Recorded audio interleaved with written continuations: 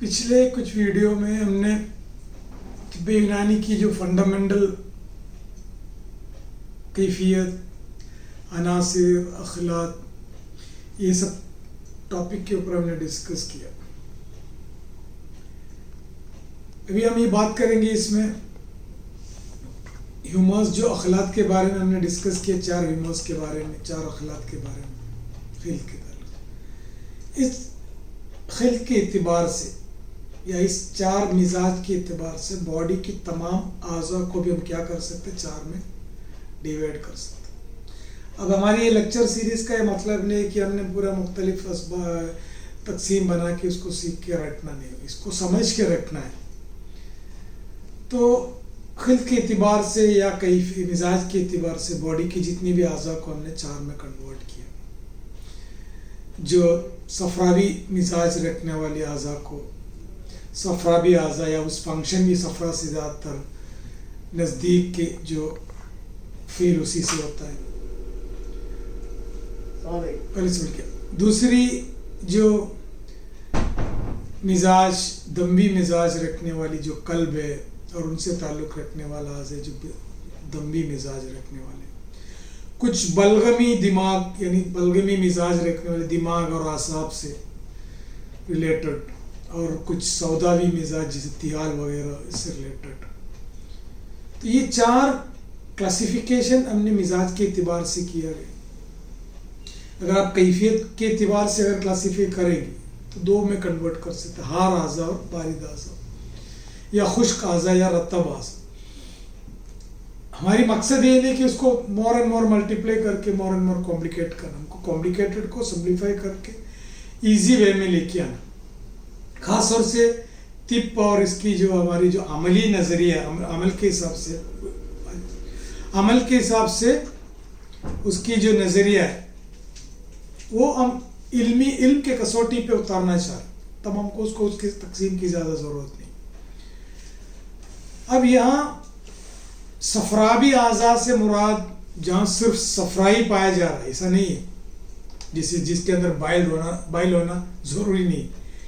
صفرا کے مزاج رکھنے والی، ہار یابس کیفیت رکھنے والی جو یا اس اعضاء کے فعل انجام دینے والے، یعنی کہ ہار یابس کیفیت فعل انجام دینے والی تمام اعضاء کو بھی ہم صفراوی اعضاء کہہ سکتے ہیں. ہار رطب افعال انجام دینے والی تمام اعضاء کو بھی ہم کیا کہہ سکتے ہیں، وہ دموی اعضاء کہہ سکتے ہیں. بلغم یعنی بارد رطب کیفیت رکھنے والی یا اس مزاج کے نزدیک سے جو کام ہو رہے یا اس سے تعلق رکھنے والے جتنے بھی کام ہو رہے، اس اعضاء کو بھی ہم بلغمی اعضاء کہہ سکتے ہیں. وہ اسے سودا کو بھی اسے منسوخ کرتے ہیں. اس میں یہ کلاسیفیکیشن سے ہماری کیا فائدہ ہے؟ جب ہم ماڈرن میں یا اناٹمی کے ذریعے کوئی اعضاء کو ہم نے پڑھے، اناٹمی کے حساب سے اس کی سائز، اس کی مقدار، اس کی کتنی گنتی ہے، یہ سب چیز ہم نے پڑھے. لیکن ہر جگہ پہ ہم کو اناٹمی بلائے سرجری کے علاوہ اس کی اناٹمی جاننے سے ہم کو زیادہ فائدہ نہیں. اگر آپ اپلائیڈ پارٹ کرنا چاہ رہے اناٹمی کی، یعنی کہ اپینڈکس کا پوزیشن کہاں ہے، یا مطلب آپ کو گال بلیڈر کی وجہ سے کوئی درد ہو رہا ہے یا فلانا جگہ سے، تو اس چیز کو آپ کلینکلی ڈائگنوز کرنے کے لیے کبھی کبھی اس اعضاء کی مقام اور سائز ہم کو ساتھ دیتا ہے. لیکن بیماری کی سائن اینڈ سمٹم بھی آپ سمجھ سکتے، لیکن سبب سمجھ میں نہیں آتے. علامت کس اعضاء میں کہاں پرابلم ہوا وہ آپ اناٹمیکل پوزیشن دیکھ کے سمجھ کے آپ اس کو ڈائگنوسس کر سکتے. ڈائگنوسس کا مطلب کیا ہے؟ بیسیکلی ڈائگنوسس کا مطلب یہ ہونا چاہیے کہ سبب. لیکن ہم کیا کرتے ہیں ماڈرن میں یا ماڈرن نظریے کے حساب سے، ڈائگنوسس کوئی بھی بیماری کی نام رکھ دیا تو ڈائگنوسس ہو گئے. کہتے ہیں کہ بابا ابھی تک ڈائگنوسس نہیں ہوا، یعنی کہ ڈائگنوسس ہونے کے بعد کو ٹریٹمنٹ ہے. آج کل کیا چیز کی ڈائگنوسس نہیں ہوتا، ہر چیز کا ڈائگنوسس ہوتا ہے. کینسر کا ڈائگنوسس ہوتا ہے، شوگر کا ڈائگنوسس ہوتا ہے، ڈائبٹک کا، ہائپر ٹینشن، سب چیز کا ڈائگنوسس ہوتا ہے. ٹریٹمنٹ کدھر؟ ڈائگنوسس سے مراد یہ ہونا کہ سبب کا ڈائگنوسس ہونا چاہیے. یہ نہیں کہ آپ کو فلانے ڈیزیز ہو گئے ٹھیک ہے کیا علاج کرو, علاج کرنے کے لیے سبب چاہیے.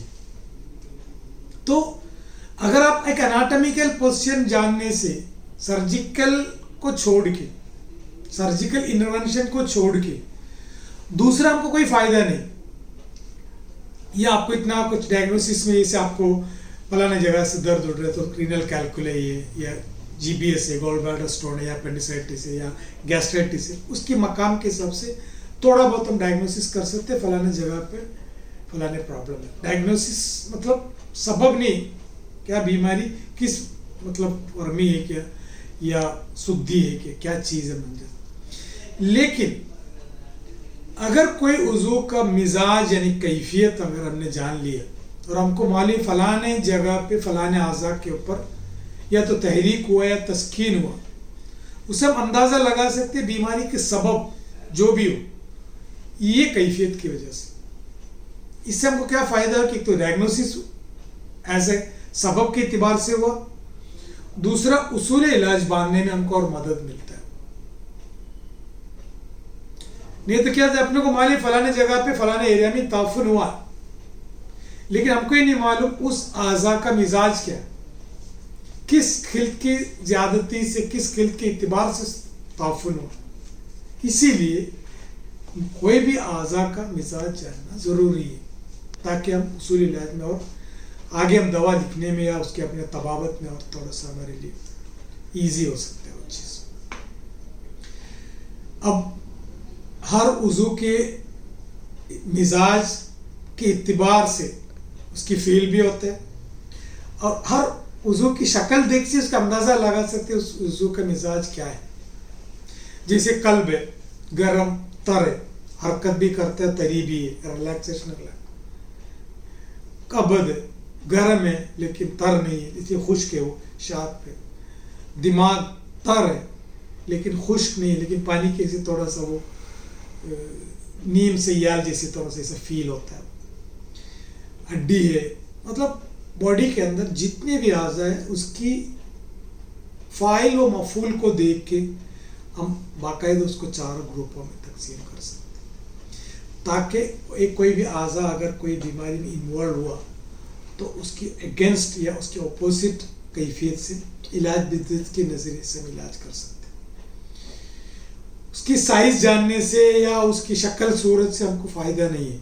فائدہ زیادہ تر اس عضو کے مزاج, اس کی کیفیت کس حالت میں عضو وہ حساب سے اسے اندازہ لگا. جیسے فار ایگزامپل جگر ہے, جگر میں زیادہ تر صفراوی مرض کے مراد یہ ہے کہ گرم خشک امراض ہو سکتے ہیں.